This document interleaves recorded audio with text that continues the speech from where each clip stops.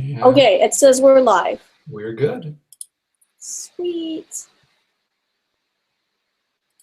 Okay. We are both live. Can you see us? Can they see us?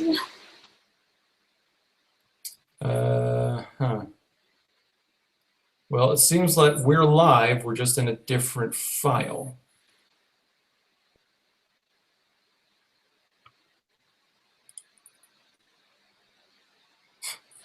Whatever. Okay.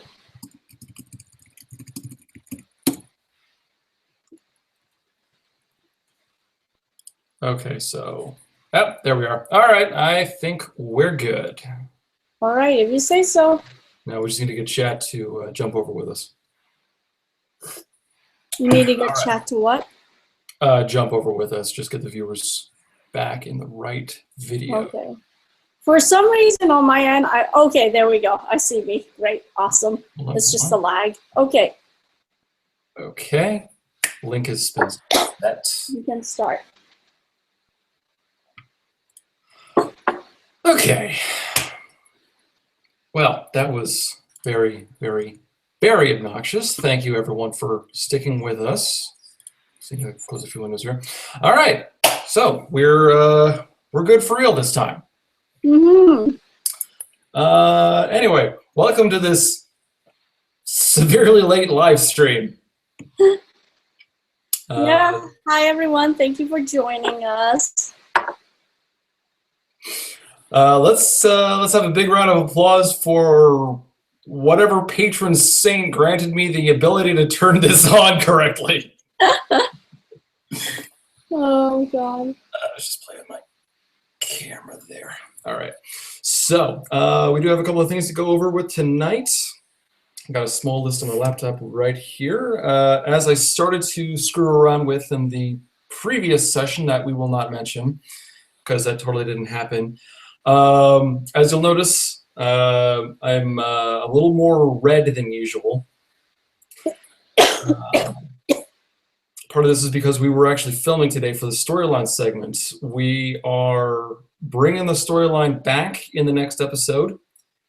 Couple of exciting things that are happening there. Crimson finally discovers what type of mage he is, for starters. Ooh, exciting. The other part is we will have Finn again. We've been trying to work him in, trying to find more ways to work him in. Slade finally came up with a way which actually solves two problems at once, which I won't reveal here. You'll see it when we finally get around to it. But that'll be very fun. Yeah. Unfortunately, we didn't get all the filming we wanted to today. No, not Finn the human. Although that is awesome. We were actually supposed to film for this upcoming episode and the one after that, but filming always takes longer than we wanted. So. Yep. Yeah, Finn. Sorry, I forget that not everyone lives inside my head. Finn is the Irish engineer that Crimson went and visited at NPC's suggestion to try to find out what type of mage he was. It was a colossal disaster, and it was so humiliating that Crimson actually dedicated the following episode to the top 10 fuck-ups of the show. So Finn has appeared on the show before? Again, I have a crap memory. Which episode did he appear in? Oh, damn, what episode was that? I don't even keep all. Ask the fans. Ask the fans. I'm sure they know. Hey, random question for Chad. Who can remember what episode it was before I have to look it up on my computer? Let's see. And it looks like it was the John Carter episode. Oh, the John Carter episode. Okay, I need to rewatch that one. Yeah, that was a long episode, so. Yeah, that was pretty lengthy. Lots to take in. Although I did have to, well, there's a bit of trouble there just because I forget which asshole it is. Some assholes are giving me grief over that episode. So Oh, really? Fix it and re-upload it. Hmm. I've got to do that with a number of my videos. Right. Anyway, Yeah. so Finn is going to be a significant player in the world of The Book Was Better. Mm-hmm. That should be good. Yeah, it's funny because I often have to remind myself that NPC is a different person than you sometimes. You see, I always worry about that just because he and NPC and Crimson share the same voice. And there's a reason for that, but we'll get to that in many, many seasons. No. Or possibly the movie if we ever go that route. Yeah. No, it's like you're more Crimson than you are NPC, right? Yes. Yeah. Because no, I think you play NPC very well. It really does seem like a separate entity, like a separate person. So I think it's very well done. I'm never sure about that myself because I'm always second guessing. Yeah, it's hard to judge, right? Oh God, people are shipping us. They're shipping us. No, I'm sorry, no, guys, not gonna happen. Where are they? That's so funny.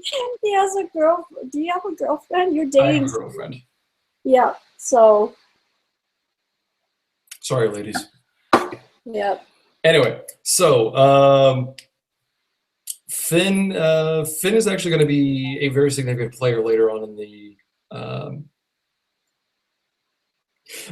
series. Shippers ruin lives. Shippers are fine. Just don't. That is going to be the defining moment of this entire stream. I get the idea. Oh God. Finn, the science guy, and shipping. Yeah, pretty much. Shipping can be fun, but like do it with fictional people. Not with real people. It's real life is always way too. I ship Leaf and employment. I ship that too, very much so. And it's kind of ironic because I was just telling Kyle here, that I have to quit my part-time job for school. But yeah, after I graduate, yes, I absolutely ship Leaf and employment. That would be wonderful. So, oh, that's funny. So, moving topics over to the Maze Runner. I think I just want to start off with some interesting behind-the-scenes bits. A lot of the times, my scripts require some degree of rewriting as I'm filming and editing the episode. I mean, this happens every single episode. Yep. The thing that was different about this one, though, is I had to rewrite the script 3 times. So what I end up doing is I have different sections highlighted that I need to go back and rewrite. I've got like half a rainbow's worth of colors on this script. It's terrible. Oh God.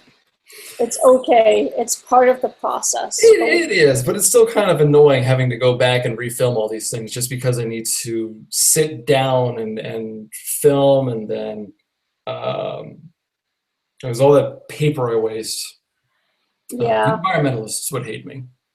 Yeah. No, I waste a lot of paper too printing out scripts. I always try to make sure it goes into the green bin.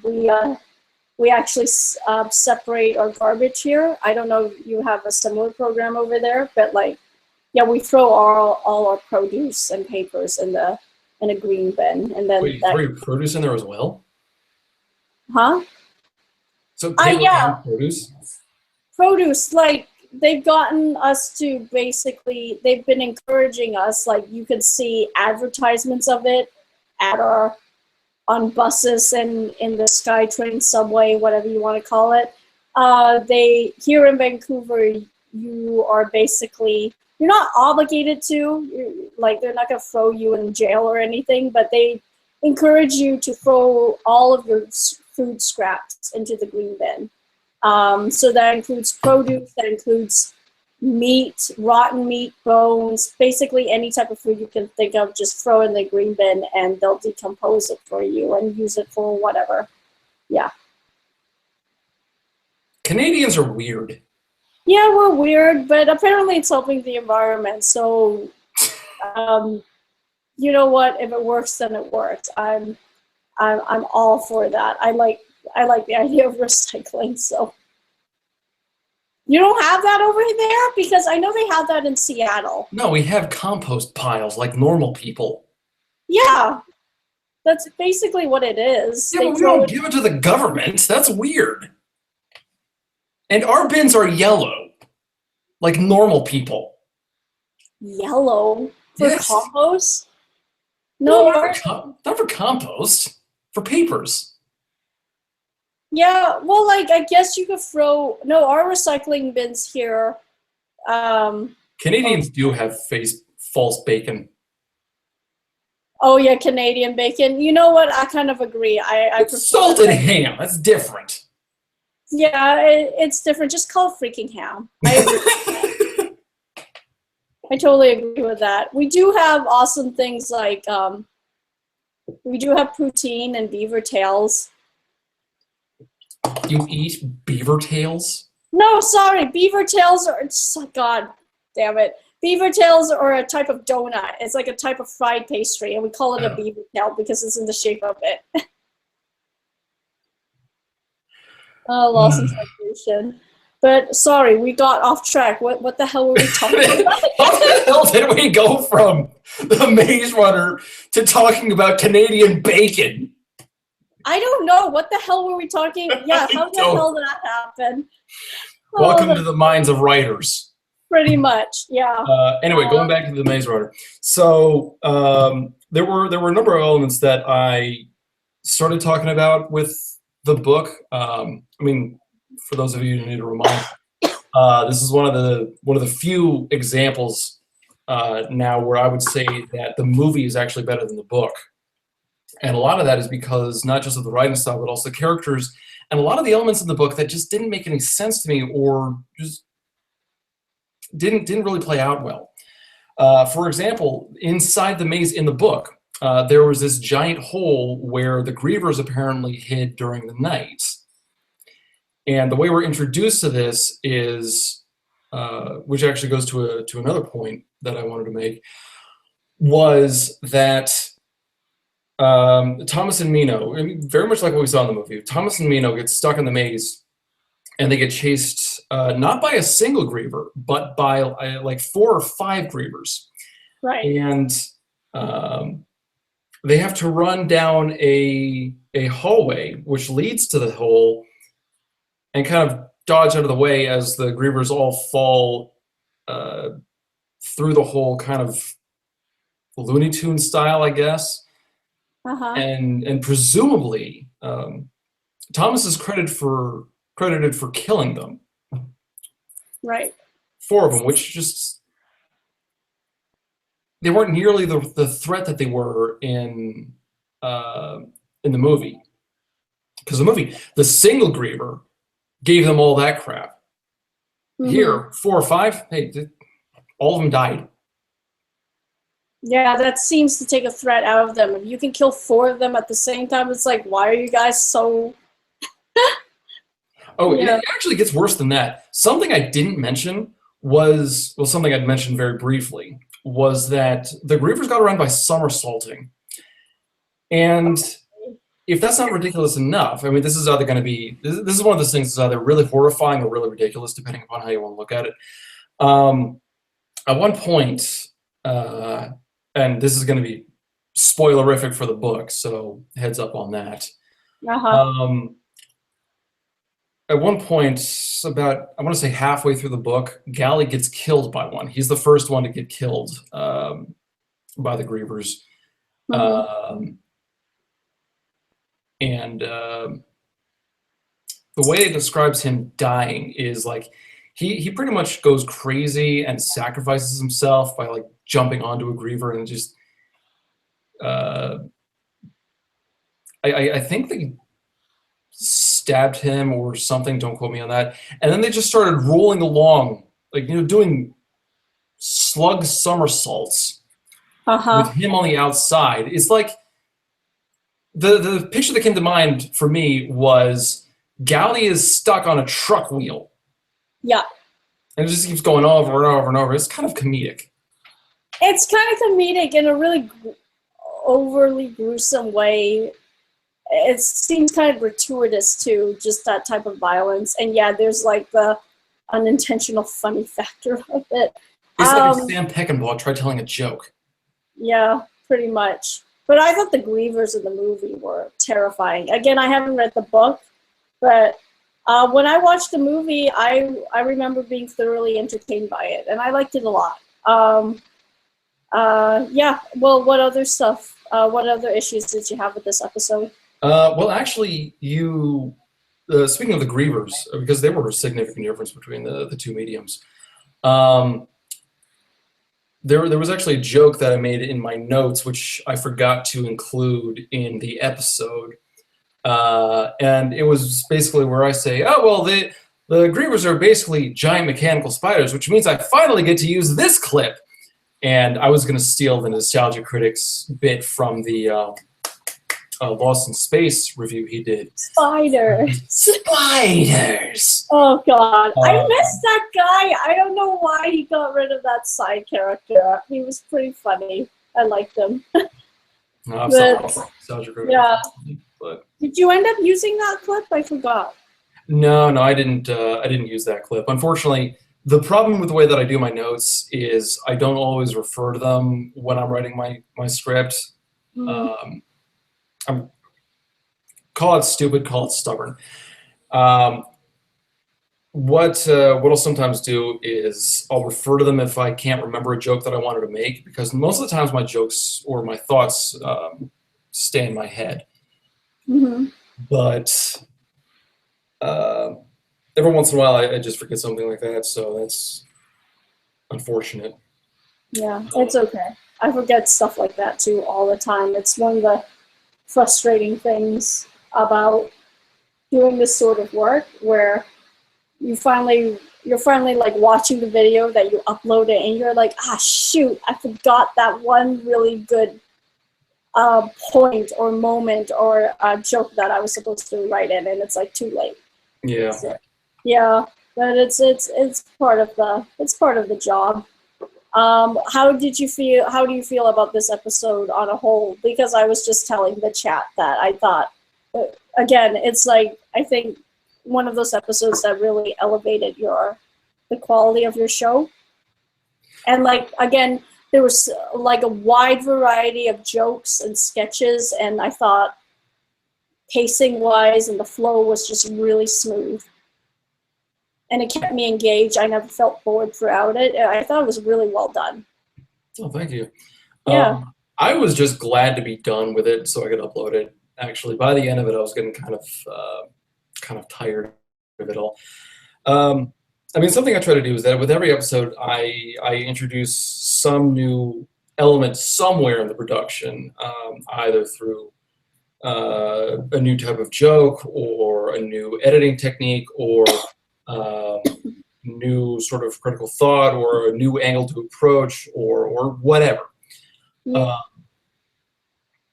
I mean, early on it was just basic editing stuff, but now we've been to the point where, I mean, we're actually trying something new with this upcoming episode. Slade's character will be able to teleport, for example. Cool. So we're going to be playing with teleportation animations, so we'll see what we can do with that. Yeah. As far as getting back to the point of the question, as far as the episode on the whole, it's okay. I think it's because of all the rewrites I had to do that I don't really like it as much as I could. But after a while, I was just getting really sick of seeing the script. Yeah, fair enough. I'm trying to remember if I felt that way with, I think maybe Hercules. I felt the same way. Like at one point, I was so sick of the script and I just wanted to punch that one out. But regardless, like it feels so good once it's uploaded and done, right? Well, for me, the best part of the episode is watching everyone's reactions to it, and everyone's usually pretty warm to my episodes, so that's Yeah, that's good. I'm sorry, guys. I keep forgetting that you don't live inside my head. Slade is my production assistant, really. She does the makeup. She does a lot of behind the scenes things. And recently we've decided to make her character canonical within the storyline. So now she's actually going to have an impact. Yeah, she was the one that popped out of the box, guys. Yes, she was the one who popped out of the box and gave me Ash, wherever Ash is. Yeah. So other than that, we both saw a movie recently, not together, of course, but like we both saw Doctor Strange. I keep calling it Stranger Things. I'm getting the two mixed up. Actually, there were two things I wanted to hit before we got Doctor Strange. Oh, I'm sorry. Yeah. What? Yeah, I'll make them quick. One was just another joke, and this is exclusive for you guys. I actually had to cut this because I couldn't really get it right. It just didn't feel right. But in reaction to Thomas, in the Maze Runner, Thomas stabs himself with a griever tail in order to recover his memories. But we have no idea what is actually inside the tail, so he's basically stabbing himself with a cocktail of unknown hallucinogenics. So I wanted to compare that to NPC being ridiculous. So I took a little prop vial, filled it with dishwashing soap, and basically said to the effect of, gee, I wonder what this does, and stab myself. And throw the bottle away. It says, "Oh, awesome! Now I'm going to go drink whatever's under the sink." Which, I mean, it was funny in my head, but it didn't really play out as well as I wanted it to. So, yeah, cutting it. Mm-hmm. The other part was this was actually Tony Asbury's last episode with us. Tony, if you don't know him, he's the more straight-laced guy that we have with us. He's a lot more of what's the word I'm looking for? Usually more of the straight man when we do the skits. He unfortunately moved down to Florida, and we will not be able to have him. So that's a lot of the reason why we have as many skits as we do, but also why he has as many speaking roles as he does. Because we wanted this to be kind of a celebratory thing for him. And it's also why we blew him up in the end of the episode, to explain why he's no longer around. That was actually his idea. It's a good send-off. So I think it works out. Plus, we were able to implement the WTF button to that, which will have impacts later on in the series. So the WTF button, is that a Staples button that you? Actually, I got it right here. I don't even know where I got this thing. I think this is like a gag Christmas present my mother sent me. She does that for stocking stuffers every once in a while. Oh my God! So it actually does say WTF on it? Oh yeah, it came like this. Oh, that's awesome! I thought you had to make it yourself because is Staples a thing in Canada? The store? In Canada? I mean, sorry, in the States. Sorry. Yeah. Yeah. So like they have that. That was easy. The button, the easy button, basically. I thought you might have redecorated that, but that's so cool that it came like that. Mm. Yeah. So, but yeah, on a whole, I thought the episode turned out great. You don't sound that proud about it, but I thought it was really good. I by the end of it, I was just tired of it because I had to sit through it like 4 times. Fair enough. Yeah, fair enough. So the topic that has chat going crazy, Doctor Strange. Yeah. What were your thoughts of it? I was really blown away by it. I thought it was really entertaining. I thought the pacing of that movie was great. Like, I felt like it never really slowed down, but in a good way. Like, it still knew how to, like, take a breath every once in a while, but it was just really consistent and persistent, and it just like pounded through a lot. Sometimes I was a little lost in terms of the exposition-y parts. Like, again, never read a single page of a Doctor Strange comic, so when they were getting into explaining the magical parts of it, especially when it pays off in the end, I was a little confused by that. But other than that, I really liked it. The visuals were astounding. It's definitely a movie you need to see in the movie theater, because holy crap, the visual effects were, I thought, seamless. I felt like it was Inception on acid. Basically, that's what it is. It just took what they did in Inception, you know, flipping the city on its side and all the, oh shoot, I forgot what they're called. It's like it took a personal challenge from that movie. It's like, hey, you bent a street halfway, haha, fuck you, this. Yeah, pretty much. That's what I thought. I felt the movie was like saying, "Fuck you, Inception." Just do it, and but like all the crazy visual what do you call it when you see something that's not real, or you think it is? Hallucination? No, not a hallucination. Is it called a visual? That's going to drive me crazy, but I'm just going to call it a visual paradox. Like, you know, like the you know that famous painting of all the stairs that's going up and down and sideways? The MC Escher. That's going to drive me crazy. Hang on. It's like such a simple term and I lose it. Visual. Optical illusion. Optical illusion. Thank you, God. And I call myself a writer. Yeah, they totally played around with all those optical illusions and flipping cities upside down, inside out, all of that stuff. It was done so well. I really liked the character of Doctor Strange. And I thought Cumberbatch and McAdams, they really had great chemistry. I felt McAdams was underused. But with what she was able to get through in a small amount of time, I thought she was a very likable character. And I thought, I had a classmate that was complaining about Cumberbatch's American accent. His accent was fine. I thought it was fine too. I went into it thinking that, oh, it's going to be super obvious that it's an accent, it's going to be rough. But no, when he started talking, I just completely forgot about it, that it was an accent, and I got lost in his character. And I had to keep reminding myself every now and again, like, oh, right, that's an accent. But like, no, I thought it was fine. I give it like an 8 out of 10. I thought it was a great movie. What did you think? I'd rate it about the same way. And for those of us wondering about, don't worry, this will contain no spoilers.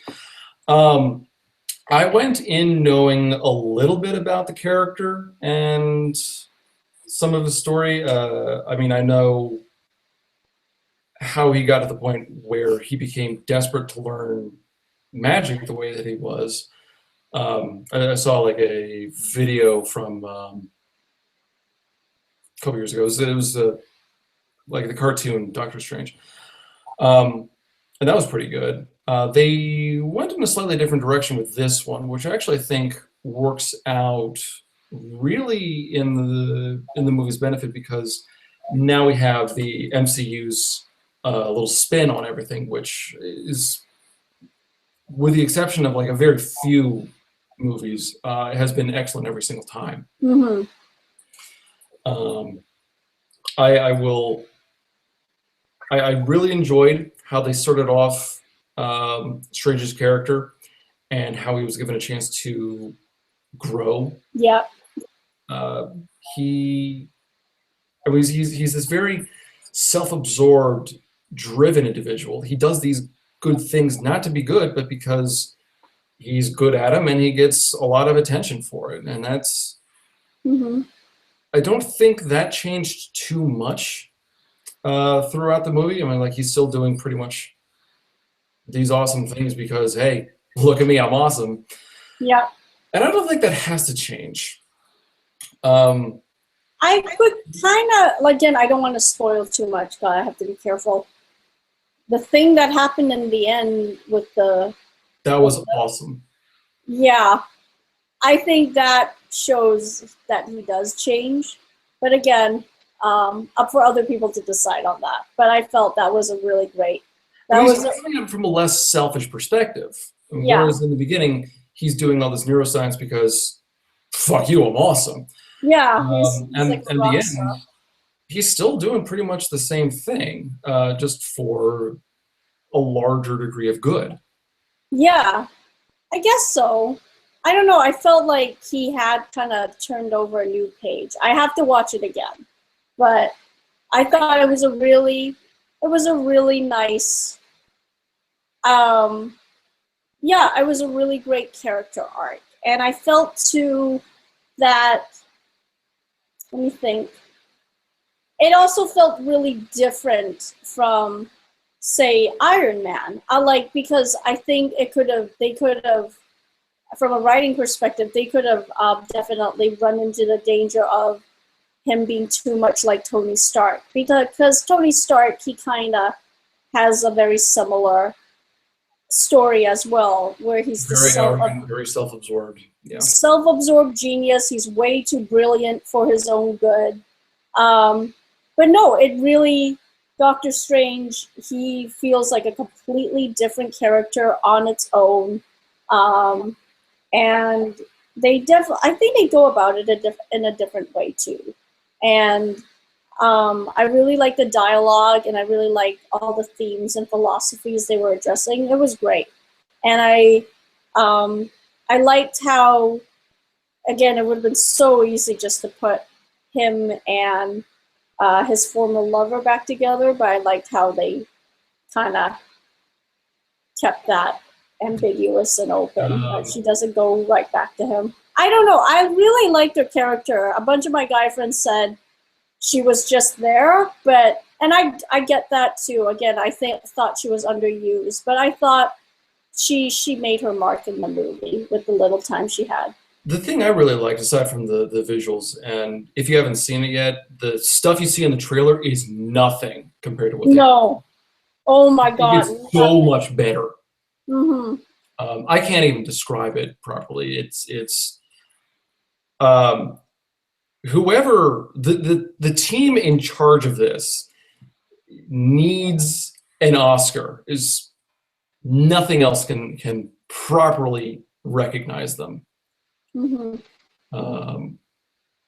But the other thing that I really liked was the magic that they utilized in the movie, because I mean it gives you just a small taste with all these runes and power symbols, the occasional weapon and things like that. Just the combat between Doctor Strange and the bad guys.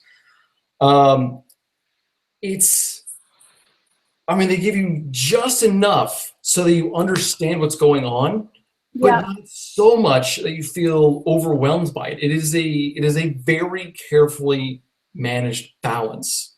Yeah.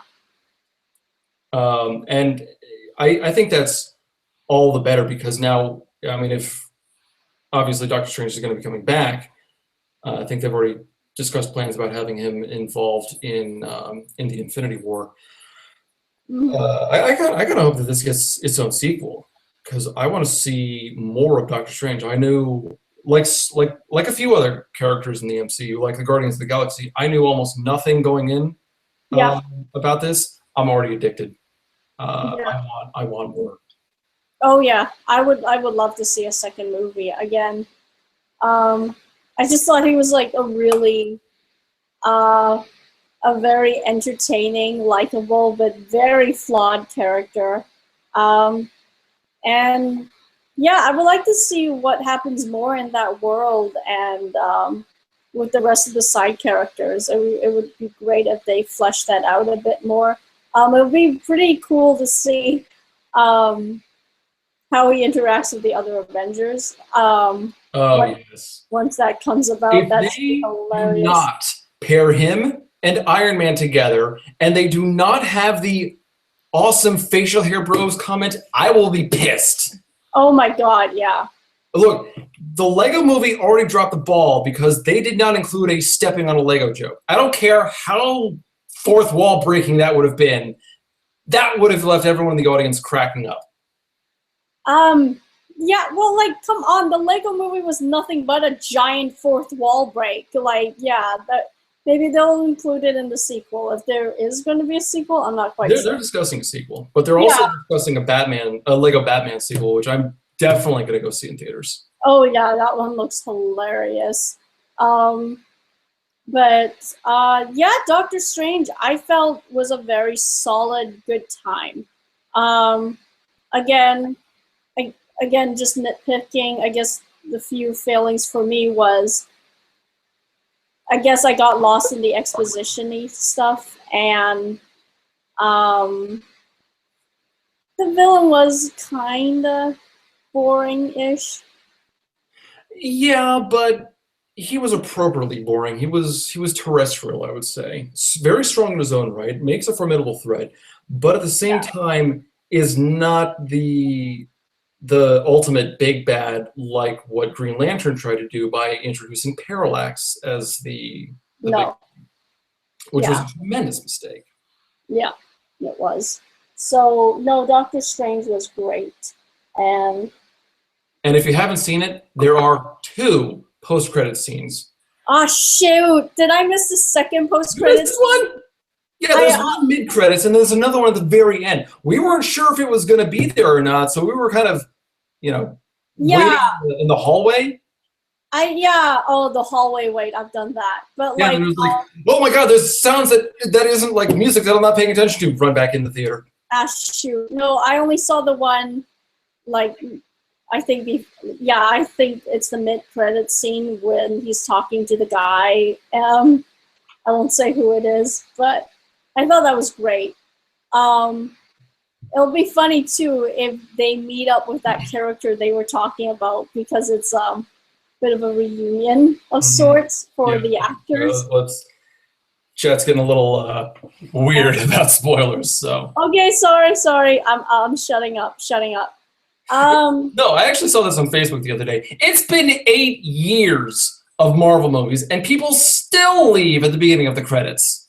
I know, it's hilarious. Well, there was no, wait, there wasn't there? No, I'm sorry, I'm getting mixed up with another movie. Never mind. But yeah, that's funny how people still leave at the beginning of the credits. Like, they should know better by now. I should know better by now, but yeah. Oh well.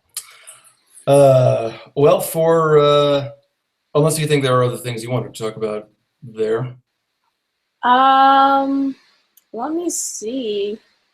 What's on your list of things? Maybe I'll come up with something else. Well, the next thing that I was planning on was actually the development of a new show on the channel. Oh, right. Yes, that. Yep. Say what it is. So we're thinking about starting something to give NPC more screen time called NPC's Kitchen.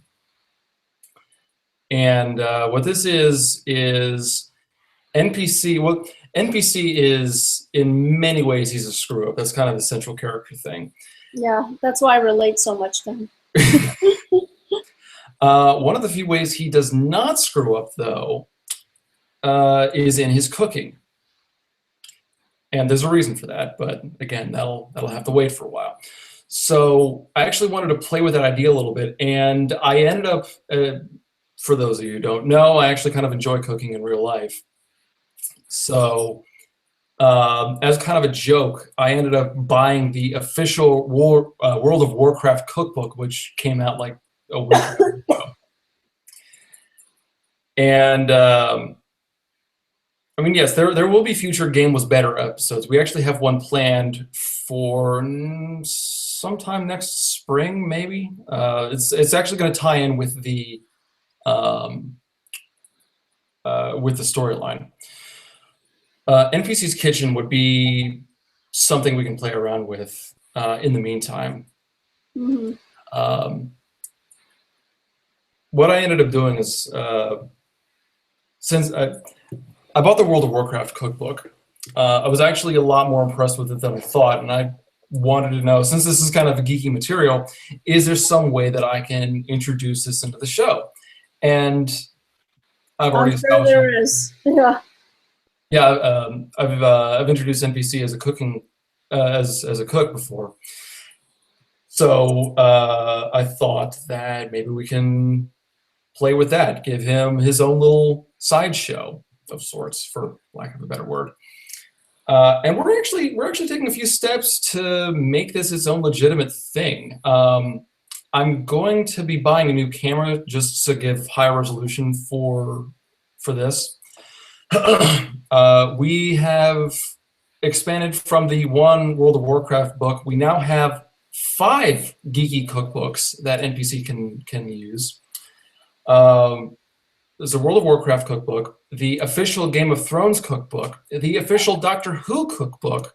Oh my God. The unofficial Hobbit cookbook, and a random assortment of geeky things. Oh, So you should totally do that. Like butterbeer from Harry Potter, Romulan ale from Star Trek, Lon milk from Zelda, lamb chop stew from Hunger Games. So all sorts of stuff. And these are great sources so far. I haven't cooked from everything, but I'm actually really looking forward to it. Yeah, no, I think you should do that. I've played with a very similar idea like that myself, of just, yeah, having maybe cooking something, or even something really simple that kind of coincides with the theme that I'm reviewing. Like, did you ever watch the channel TBS growing up? TBS. I think so, yeah. They had this segment called Dinner and a Movie, where it was basically that. They had 2 people watch a movie, not reviewing it like we do, like the nostalgia critic would, but like they would basically play the movie, and before each commercial break, it would go back inside the kitchen and they'd be cooking a meal that kind of went with the theme of the movie. So I thought I would love to do something like that too, maybe eventually. But yeah, no, I really like your idea. It's a lot of fun. There's a lot of potential there. I'm really looking forward to this because we're changing up his costume a little bit. Is there going to be an apron? There is going to be an apron. There's actually going to be 2 aprons. We're playing around with the design. Now, for those of you who have noticed, NPC wears a lot of gray, and there's actually a reason for that. We're changing that up because I don't want to cook over a stove with a jacket on. It's going to get too hot. Yeah. So what we're going to do is he still has the basic layout for his that his shirt has. It says Essential NPC. Mm-hmm. Only actually my roommate, Will Keena, who has also been on the show, he has been playing around with the original design of the shirt and with Photoshop. And cool. now we have a matching design that says Cooking with NPC, and we have to come up with some cute little blurb that goes underneath that. But I want to have like 2 designs. One is going to be a little optimistic, and the other one's going to be kind of a pessimistic joke. Mm-hmm. We're still writing this, so these are not going to be great examples, but one's going to be like Cooking with NPC, Kiss the Cook, or some crap like that. And the other one is going to be Cooking with NPC, now with less food poisoning. Oh, I like that. That's funny. Like that. No one's died yet. Mm-hmm. A couple of questions still need to be answered, like how are we going to set all this up, or how are we going to format the videos? Because I've tried looking for other videos on YouTube to really compare it to, and aside from Epic Mealtime, nothing really stands out as far as cooking shows. I mean, every time anyone tries to do a cooking bit, it's always some sort of a dumb parody skit. Yeah, like if you want to, that is tough. I have thought about how I would go about it myself. If like, say, if you just like, in terms of like just putting the camera in front of me and then you just see me go through the motions of cooking, in real time. It, or, you know, it would just be me narrating over close-ups of me doing the cooking, which I think would be, I think maybe technically easier, actually. It might be a little bit more work because you are setting up the camera again and again at different positions and angles. But in terms of editing that together and making a more concise, just making a more concise, visually appealing final product, I think maybe that's a better way to go about it. Mm-hmm. I don't know. So maybe first start off with NPC looking at the camera with the ingredients in front of him, and then close up on his hands, doing each step, and maybe giving it some variety. Sometimes they also see a medium shot of you doing it, and then at the end you come up with the final product. I don't know. It's definitely going to be something to play around with. Yeah. Do we want to do a theme song? Do we want to, how do we want to do the graphics and animations? How do we want to do the camera work? How much like actual cooking time do we want to focus on? Because what we have in mind right now, everything's just going to be like a 5-minute video. It's just going to be the basics, because I don't want to give too much away, and I don't want to bore people with and we're stirring and we're stirring and we're stirring, because that's going to get old. Yeah, that's gonna get, that is gonna get old. So I don't know. I kind of like the more just, yeah, again, like you introduce yourself, you talk about the food you're cooking, and then maybe talk over the clips. And I guess you maybe might lose out on, I guess, the more intimate factor, because they're not watching you in real time, like seeing you go through the motions of cooking. But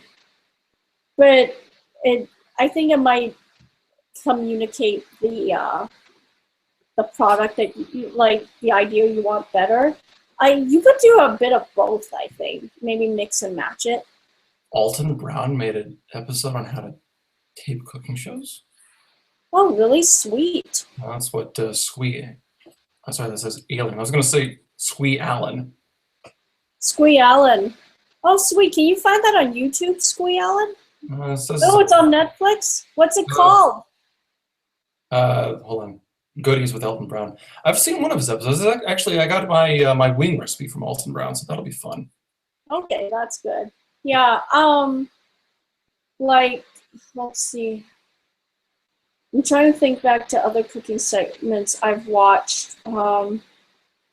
There's this one show I watched. The channel's called Practical Folks, and they basically do this segment each month. It's like Drunk Disney, where they basically make a drinking game out of each Disney movie, and they have a drink that coincides with the movie. And before they upload the actual episode, they also upload the recipe of the drink.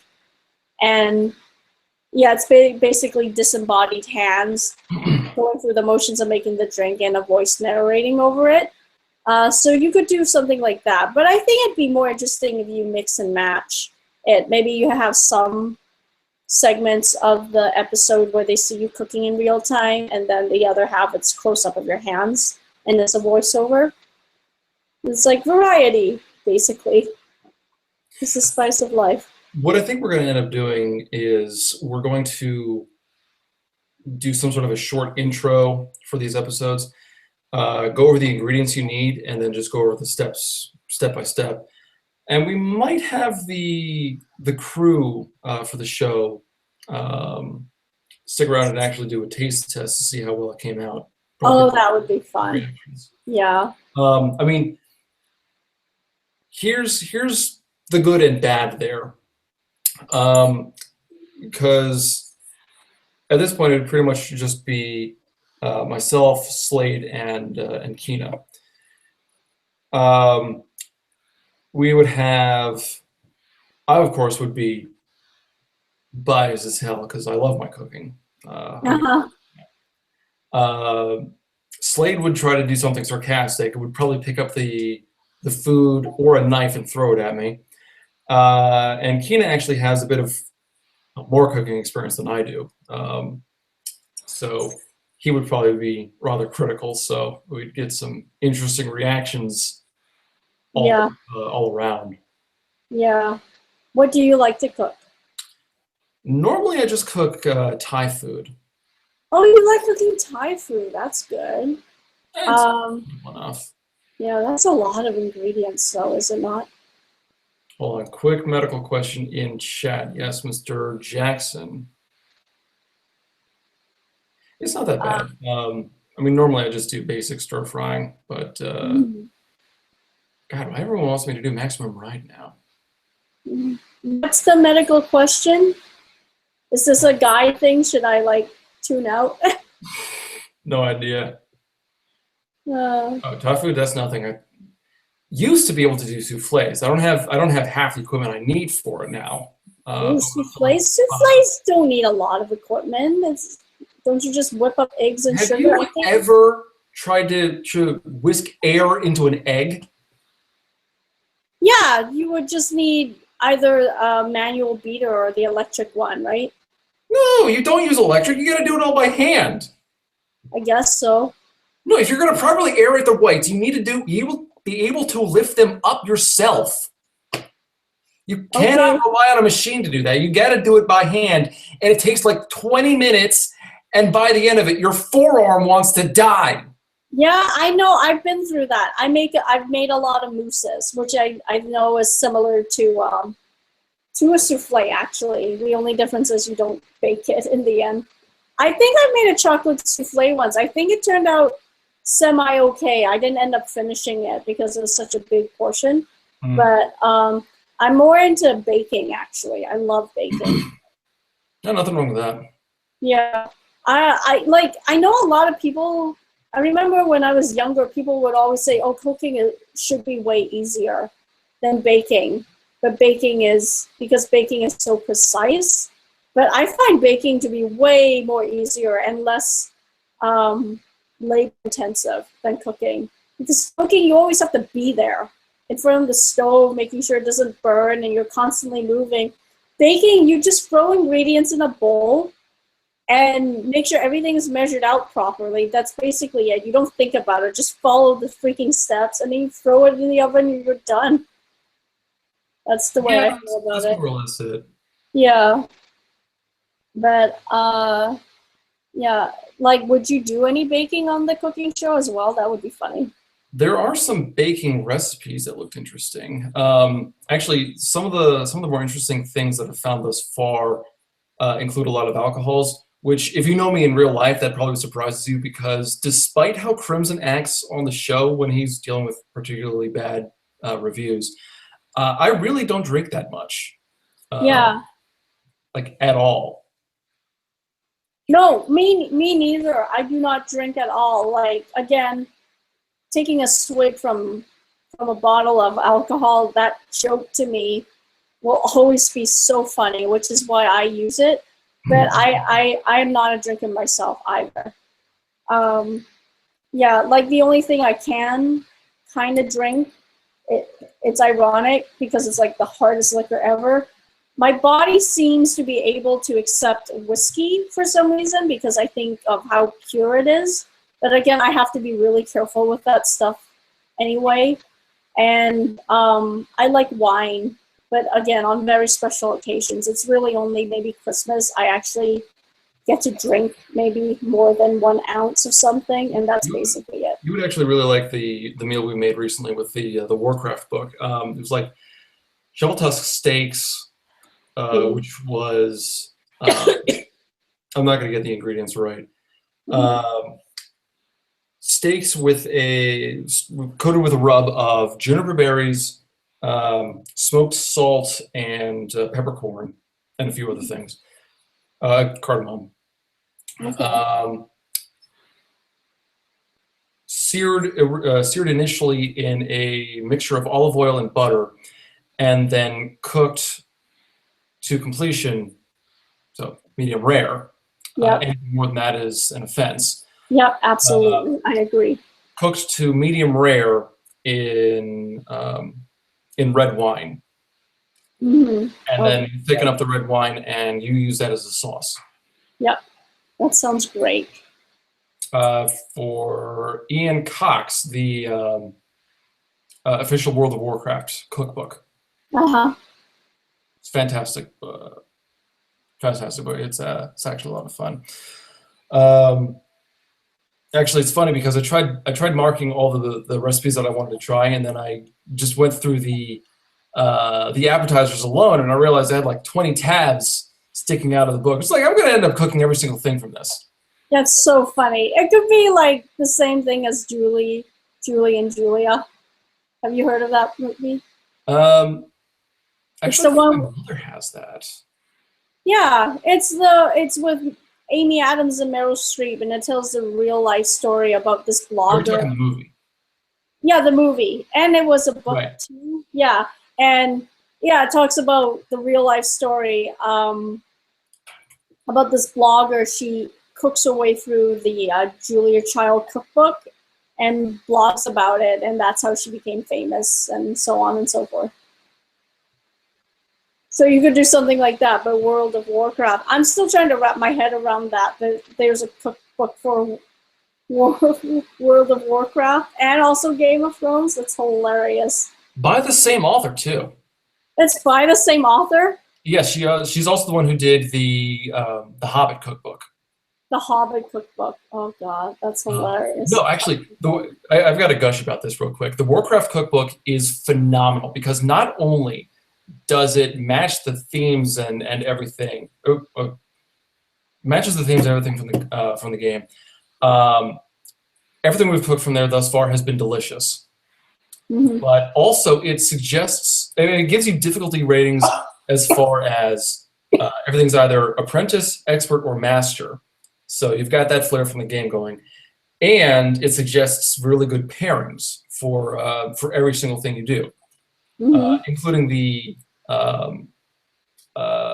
alcohol in the very end. I actually kind of got off topic with this one, but there was a gin recipe that we tried last time, Hearthglen Ambrosia, which was made from, let me see if I can get this right, pears, distracting me. It's okay. Basically what you do is you put, let's see if I can get this right. Fuck, I can't remember. Sugar, pears, cinnamon stick, boil that, or simmer it for 10 minutes rather, and then you mix gin and honey into the recipe. But yes. Gin and honey. Oh, that sounds good. Oh, it's actually phenomenal. I don't drink and I liked it. Oh yeah, like I think alcohol in dishes I'm fine with, but yeah, like the last cocktail I had was a Bellini, and it was on a full stomach.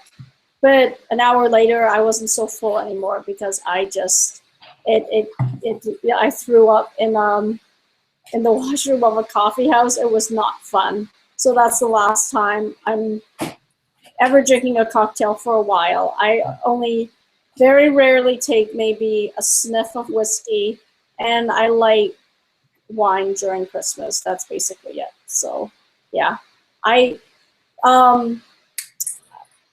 has it ever happened to you? Like, you're not actually allergic to alcohol, right? You just don't like it? No, it just never got into it really. Yeah, me neither.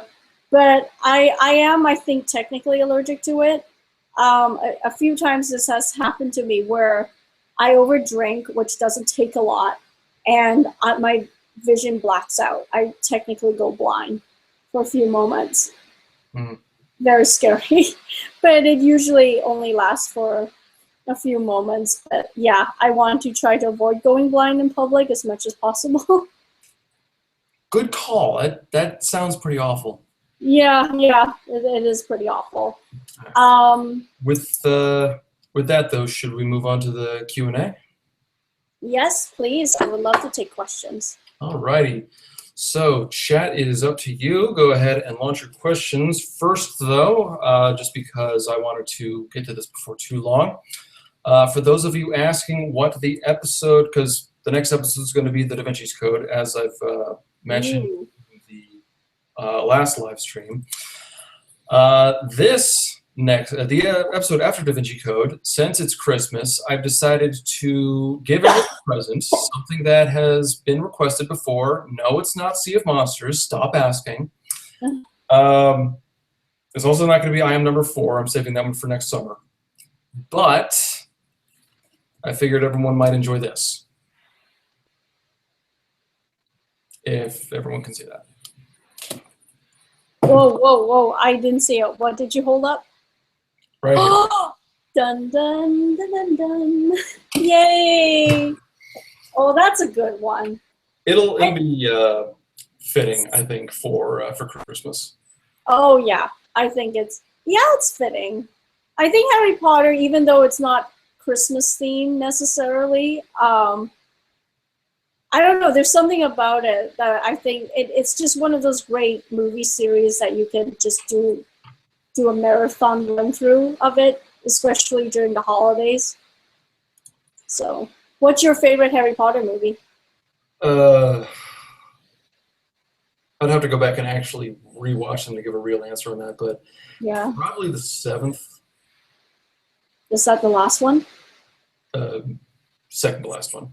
Second last one. I did watch that one in theaters. I like that one. My favorite is Prisoner of Azkaban. So that's the third one, I think. Easiest one to turn into a porn title. Is it really? Prisoner of Azkaban. Oh, God, that's funny. All of a sudden, you got a gay porn on your hands. Yep. And I have my opening joke. Anyway. Yeah.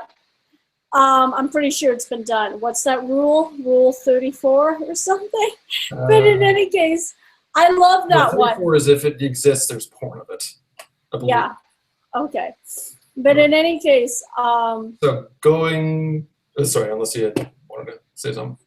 Oh yeah, no, Prisoner of Azkaban still is my favorite Harry Potter movie because who directed it? Oh shoot, Alfonso Cuarón.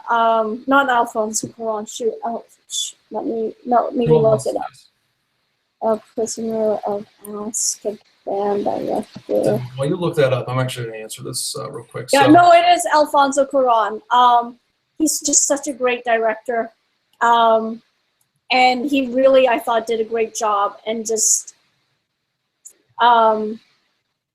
taking the Harry Potter series into the more darker and more mature direction, because to me that was the movie that really kind of solidified to the audience that, okay, it's like this isn't a children's story anymore. Like, shit is about to get real, and I felt the stakes were really high in that one.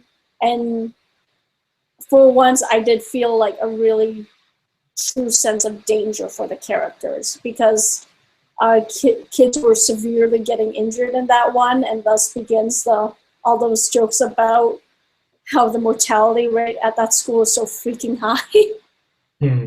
Yeah. But are we getting questions now, actually? Yes, we are. Okay. So moving on, Ian Cox asks, how did I come up with the dark self? I'm assuming you mean Rain by that. Mm-hmm. Actually, before I started The Book Was Better, I wrote a fan fiction called Shattered Mind, based off of Final Fantasy IX. And in that, my main character has kind of like a second personality inside. For lack of better words, it was kind of a darker self. And I had so much fun writing that I wanted to try to bring that out into the show thus far, in any way. And I wanted Raim to be as much of a foil to Crimson as I could make him. So that would be I mean, he dressed differently, he talked differently, he had that demonic voice going on. Mhm. And a lot of it basically came down to character design and just general motivation. You'll have to forgive me if I start to slow down here, guys. Normally I'm asleep an hour ago, so it's Aw. a bit late for me. Basically, Rain was everything that Crimson was not. Crimson was orderly, Rain was messy. Crimson was loud and had a lot of outbursts. Rain was dangerously patient Mhm. until the end. Yeah. But yeah, that's... What does he have against Rogue?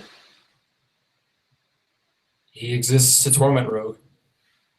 Okay. Which we haven't gotten to that in the storyline yet because we have not seen the last of Rain. I can tell you that much. Oh yeah, I didn't think he was gone for good. That's for sure. Yes. Yeah. Is it fun? Is it more fun playing your evil twin? There is a degree of fun in playing Rain.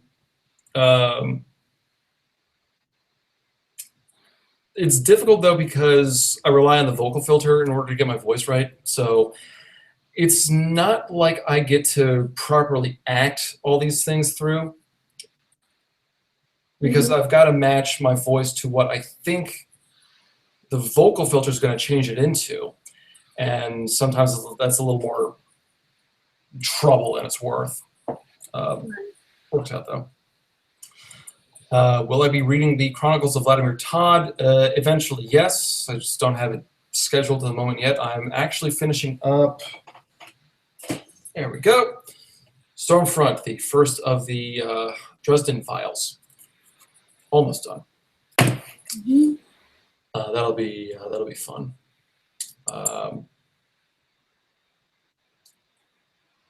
Favorite and least favorite episodes to make. That's actually a good question. I'm not sure. Least favorite, I think at this point I would have to chalk up to probably Sphere or Timeline, because when I made those, I was kind of in a rush to get things out, and I think I shot those both out within the span of a month. So a lot of the jokes didn't work. A lot of the editing didn't come out the way that I wanted because I was still learning how to do the entire show. Right. And yeah, I wasn't that crazy about it. Most favorites, probably Twilight. Yeah, Twilight was definitely good. There was a lot of yelling. There was a lot of tricks behind the scenes. Unfortunately, there was a lot of drama behind the scenes as well, just because relationship blues, which I don't need to go into right now. Fair enough. Which is a lot of the reason why it took as long to get the episode out as it did. But yeah, well, that one was such an ambitious one, right? So yeah. Yeah. And like most of it was done in front of green screen, so the setup was even tougher. Like I know all this stuff now because I'm in film school, so like yeah, like every time I'm watching a video at like any visual medium, like there is something sometimes I'm thinking at the back of my head that, God, I wonder how long did that take and everything. So but Twilight turned out really good, and I think it met all of our expectations. Oh, thank you. Yeah. Hold on. Ian asks, are you ever going to do a Left Behind review? Hold that thought, because I actually picked this up last week at a used bookstore. Oh, God. I paid like $4 for this. I have no idea when I'm gonna get around to reading Left Behind, or if I'm ever actually going to. I mean, I just bought this because I know that they made the movie out of it. Mhm. I might. Let's see. What else we got? Have I ever heard of LARP? If you're referring to live action role play, yes. Never really got into it myself. Experimented with it back in college, and that was weird. I bet, yeah. Well, I Yeah, mean, it wasn't just weird because we were actually doing this along with some friends, and they were all anime nerds. I mean, I was one myself, so I'm not trying to exclude that, but yeah. it was all centered around Naruto. So one of those things that you kind of like gently shove to the side in your memory. Hmm. Um, It was an experimental phase. yeah, I played Sasuke. Sasuke. Yeah. He's the whiny emo guy. Yep, Sasuke. I know who he is. So I mostly just stood around being sad at myself and making um, suicide jokes. Oh God. I never done any LARPing myself, but I do know of it. There was one TV show I watched. I don't know if any of you guys might have heard of it. It's a Canadian TV show called Being Erica. And there's this episode where the main character, she's forced to LARP, and they're playing like vampires and demons, and she has to pretend to be a vampire with magical powers, and it's just so beyond her. She's just like, this is crazy. What am I doing? But it's kind of funny. I don't know, would you try to do it again? Because it is essentially like Dungeons and Dragons. It's just more physical, right? Maybe not really my thing. Although I do have a number of friends who will go out to what's the thing, Dago here every once in a while, and Mhm. just start wailing on each other with foam swords and whatnot. Yeah. No, for me, it's just that I love playing pretend, but I don't think I'd be able to stick with. I don't think I'd be able to take it as seriously as much as other people do. So I give the impression of Shikamaru. Really, who's Shikamaru? he was the quiet, broody guy. He always, I just actually I think I can hold my hands the way he did. There we Let's see. go. Okay, I'll take that. How powerful can a villain be to pose a threat? Oh, sorry. So I'll get this one, and then Dan, why don't you pick one? Okay, sure. How powerful can a villain be to pose a threat to a protagonist without being overkill? That depends on so many factors, namely being how strong is your protagonist and what kind of universe they live in. Trying to think of a decent example.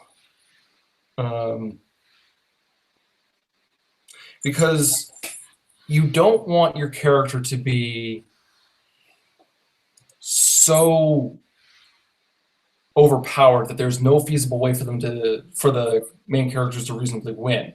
You want them to be able to typically outthink the villain, because more times than not, the villain will rely on brute strength, or they think they're really clever, and sometimes they are. But there's always that one aspect that they overlook, like, ha ha ha, you'll never get through my impenetrable armor, and it turns out that there's like a small sliver or something exposing the neck, and you just shoot an arrow in there and kill him that way. It's unfortunately it's too broad a question for me to give a specific answer to. For me, try to narrow it down. I think Slayer asked this question, right? Who was it? Let me go back. I think it was. Yeah, it was Slayer. Yeah. So her question was about how do you make a villain, how do you make the villain more powerful but not make it overkill so it's not so unrealistic when the protagonist does defeat the villain, right? So to not make it overkill. Sorry, say it again. Sorry, I'm like very convoluted wording. Her question was basically, how do you make a villain powerful enough, but not so powerful to not make it seem unrealistic when the protagonist does defeat him?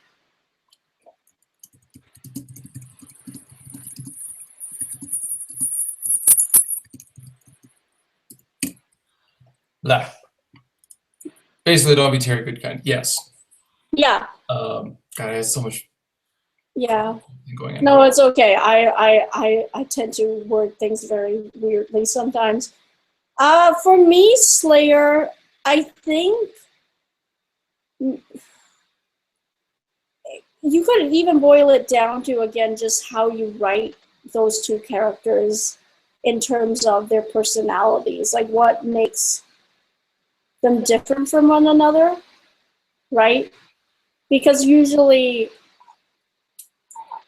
try to go back to the dynamic they share as characters. Like, why do they have something against one another?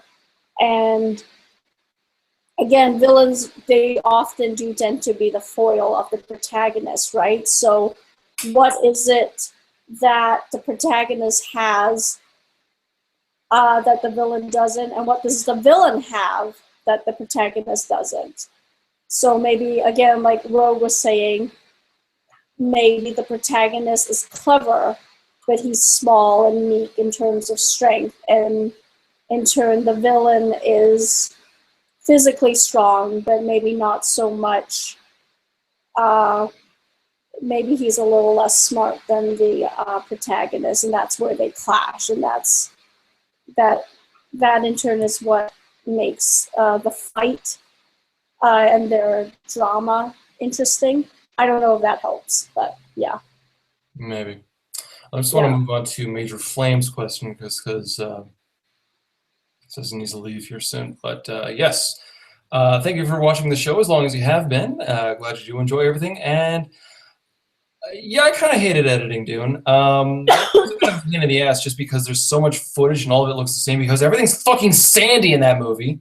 Oh my god, Dune. Insert your Anakin Skywalker joke here. It just the big problem came down to finding the right bits to put in place during the voiceovers, and I just kept losing track of where everything was because the movie itself was edited so haphazardly that scenes would come and go without any real lead-in or anything. Mm-hmm.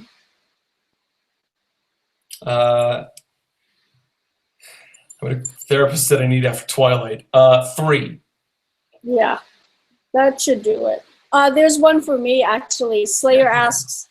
you go ahead and answer that question real quick. I'm actually going to get a drink. I'm starting to get a little parched. Yeah.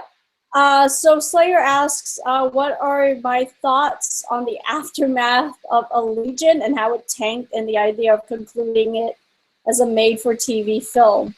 I have to say I'm not surprised at the turnout of it. Like, I'm sorry, I was just never a Divergent fan. I just saw that the plot of that franchise was just so fundamentally flawed that it was never going to hold itself up. And then when it fell apart, yeah, I can't say I was surprised at all. In terms of it being made into a TV movie, you know what? If they still want to complete that and they think they might be able to turn a profit out of that, okay, kudos to them, but I really do feel sorry. Not sorry, but it's just really unfortunate for the team of people, be it the crew, the cast, the writers that are behind that project, involved in that project, because It really was riding the high that was the YA craze and Hunger Games, and now that's died down, and I feel like there's no demand for that anymore. I think people have moved on. So I don't know how that TV movie is going to turn out. I also heard that there was going to be, I heard there was talks of a TV series, and if they're going ahead with the TV series, if I was the captain of that team, I would kill that immediately because the TV show would tank. I seriously think it would tank because, again, there's just no demand for that stuff anymore. But hey, if they're still going ahead with the TV movie just to sew up loose ends, then I wish everyone involved in that nothing but luck and just to get it done so people can move on. But yeah, I've heard some pretty unpleasant stories about how like the actors, they don't really care about that project anymore, and it's very unfortunate. But you know, that's basically my thoughts on the Divergent franchise. I just think people need to move on, but you know, it is what it is, and some people like it, some people don't. So that's my thought on the matter. Crimson is still out. Okay, I'll take more. I'm back. Okay. Actually, I wanted to grab this because Ian has been so very patiently repeating the same question over and over and over. How did I come up with NPC? I was actually going to make a video on this later on, kind of like a behind-the-scenes character bit. Just like, yes, Ian, we're answering it. Stop. Yeah. It's actually kind of funny because I came up with it completely by accident. This is actually during my Troy review. Hold on. This is actually during my Troy review. We have that bit where I'm complaining about the relationship between Agamemnon and Achilles. How with just like 2 lines of dialogue, you could repair the whole they hate each other for no apparent reason problem. So what I did is I filmed myself, just wet my hair, and then I was wearing a white shirt and cleaning a sword and just complaining. Well, I needed to have another character stand in, and I just grabbed whatever random t-shirt I had lying around, and it turned out to be this, which I picked up from a convention. And I mean, it says essential NPC, do not maim, rob, or kill. And I was looking at that after the fact, and I realized, you know what? There's a character there. I can actually kind of use that. And later on, I forget which. I think it was the Whiteout review was when I really introduced him. I had to come up with a backstory for him, which I'll review in future episodes. Reveal in future episodes. Is just give him this character, give him this identity, which actually turned out to be pretty fun. His entire costume is really closely connected to what kind of a character he is, which I don't know if I want to answer that now because it'll become more obvious the longer we go on, I think. But it's, I mean, it'll be real fun once we get a chance to explore it in more detail. Right. Yeah. Somebody asked us, I think we can both answer this. Have you guys ever written fan fiction? A lot of goofy shit. Actually, if you look for Crimson Rogue on fanfiction.net, you'll probably find my old profile, which I had not touched in years, so don't judge me. I was younger. Yeah. Later, Slayer. I'm on fan fiction too. If you want to read my incredibly overwritten, pretentious, cheesy prose, I'm on there too.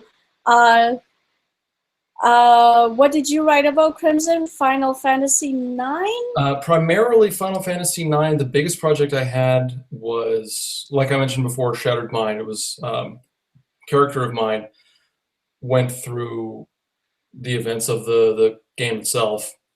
Mm-hmm. So, yeah. Yeah, I wrote mainly about Gundam Wing, the anime. I was, yeah, still really into that actually, but like I keep it on the download because it's like such an obscure show compared to everything else, and it's old. But yeah, fan fiction is fun. I still read it time and again, but I think it's a great way to break into writing, and it also really exercises your understanding of characters and storytelling. So yeah, any fanfic writers out there, just stick to it, and then eventually maybe take what you learn from that and go into take what you learn from that and apply it to your original stuff too. So yeah. I would say that writing fan fiction would actually be perhaps the best way to get yourself started as a writer, because Yeah. you've got all the hard stuff taken care of for you. Mm-hmm. All you need to do at that point is play with the characters, play with the setting, do things a little differently. Give it your own twist. Yeah, exactly. Yeah, which is the fun part of it. A lot of the times, I really do miss fan fiction, reading it, writing it. It's just so much fun. But I think that's why I went into film to begin with, because it's, again, the storytelling aspect, of course, is film, and it's a good way for me to still stick to something like that. And I'm a super geek, so I basically went into film so I can fangirl about movies and stories and writing and stuff like that. So yeah, you find a way to keep it. You find a way to keep it in your life if you really love something. Yeah, I think we got time for one more question. Yeah. Real quick though, novelist writer asks, how much do I love to torture my characters? Read Shattered Mind, because I am a total bastard. Not only do I torture the characters, I torture the readers, because I would come up with like a chapter a month, and I used a lot of cliffhangers. It was fun. And Laura Hardy, our resident fan artist, seriously, check out the Facebook page. She has a number of awesome submissions. Asks, are either of you going to any conventions? Diane, I don't know about you. I currently don't have any plans to go to conventions. I would like to someday. My schedule the way that it is, I don't know how feasible that is. Mm-hmm. I'm not going to any conventions, not for any panels I'm holding. I think like if I was lucky, one person would show up that wasn't a friend of mine. I'm not that popular yet for that sort of thing. Also not going to any conventions for fun yet. I have been to conventions. They're a lot of fun. But yeah, no plans as of yet. Right now I'm in the second last term of film school, so I need to focus on that first. So yeah. Have you been to conventions before, ever? Actually, I used to run an anime club in college, and we went to an anime convention every year. Oh, cool. So we did that a few times. Yeah. Real quick, just because Ian's full of questions today. Batman versus Superman, who would win? Superman, because he would get to swoop in and kick Batman in the face into the sun. So that is not a real question. Yeah. Anyway, actually, no, I'm going to go with Rigor Mortis's question here. He asks, what makes a superhero hero? Short version is, I would say, the choices he makes. A lot of the times, the superpowers are just an interesting gimmick to, make the character stand out, give him a little more of his own appeal.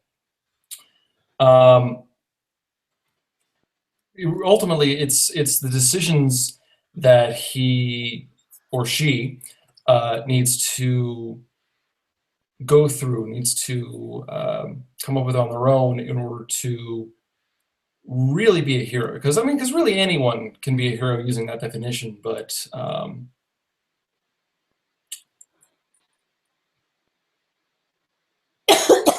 sorry, I'm getting distracted by chat right now. Again, Right. normally I'm asleep like an hour and a half ago, so Yeah. I'm worried that I'm kind of rambling right now. Yeah. It's Okay. yeah, choice is ultimately the big thing on how a hero is a hero. Yeah.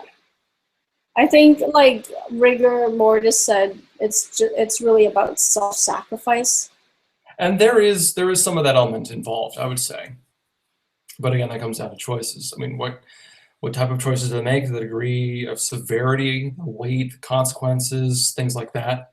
Hmm. But yeah. Yeah. Favorite superhero? Richard Clark. Richard Clark. Isn't he your creation? Maybe. Uh-huh. Okay. Fair enough. I guess mine would be Buffy, the Vampire Slayer. Ooh, good call. Yeah, it's a good one. And also like actually that, and I guess the Team Avatar, both the original and the core version. Those ones are good ones. But yeah, you want to call it a night? I can still keep going. Yeah, actually, I think it's late enough. I gotta wash all this out of my hair. Fair enough. Okay, sorry we didn't get to all of your questions, but thank you very much for hanging out with us, guys. It was fun, and thank you so much for the invite again. Oh, of course. Thanks for coming along. Sorry Yeah. if we didn't get to your questions. Hold on to them, because I actually think this is working out pretty well. We're likely going to be doing another live stream next month after the Da Vinci Code has been launched. So make sure Okay. to check out that, and we will see you guys in the next live stream. Yeah, definitely. Maybe I'll stay behind with the chat and chat with anyone who's hanging out for a little longer. But yeah, thank you so much for having me, guys, in the Rose Gallery. And yeah, hopefully we'll do this again next month. All right. All right. Good night, Kyle. Night, everyone. Later, Diane. Bye.